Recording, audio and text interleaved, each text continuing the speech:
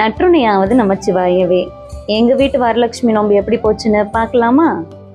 இந்த டெக்கரேஷன்லாம் என் தங்கச்சி முன்னாடி நாள் நைட்டே தனியாலாம் பண்ணி முடிச்சிட்டா. அடுத்த நாள் இந்த டேபிள் டெக்கரேஷன் மட்டும் நானும் என் தங்கச்சியும் சேர்ந்து பண்ணியிருந்தோம். சாமிக்கு அலங்காரம் பண்ணி முடித்ததும் சாமிக்கு தட்டு வைக்கணும் இல்லையா, அதில் சாமிக்காக வாங்கின புடவை, வளையல், குங்குமச்சிமிழ், கண்ணாடி, சீப்பு, மெஹந்தி, நெயில் பாலிஷ், பொட்டு, அதுக்கப்புறமா தாலி கயிறு இதெல்லாமே வச்சு ஆர்கனைஸ் பண்ணி வச்சுட்டேன்.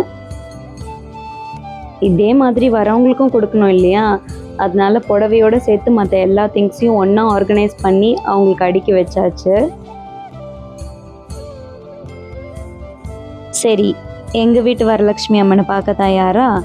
இதோ இவங்க தான் எங்கள் வீட்டு வரலட்சுமி அம்மன். நானும் எங்கள் அம்மாவும் காலையிலேருந்து இவங்களை கஷ்டப்பட்டு அலங்கரித்தோம். எப்படி இருக்காங்கன்னு கமெண்ட்டில் சொல்லுங்கள். 6-6:30க்குள்ளே எல்லாருமே வர ஆரம்பிச்சிட்டாங்க. அதுக்கப்புறமா விளக்கு ஏற்றிட்டு பூஜைக்கு என்னெல்லாம் தேவையோ அதெல்லாம் எடுத்து வைக்க ஆரம்பித்தாச்சு.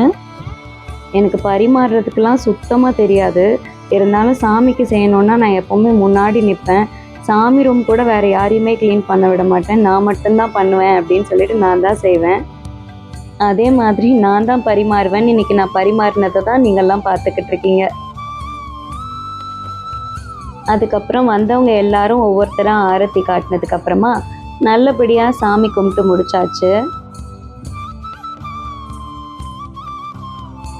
வரலட்சுமி அம்மனுடைய அருளால் உங்கள் எல்லார் வீட்லேயும் சகல ஐஸ்வர்யங்களும், மனசில் நிம்மதியும், வாழ்க்கையில் வளமும் மகிழ்ச்சியும் பெருகணும்னு வேண்டிக்கிட்டேன்.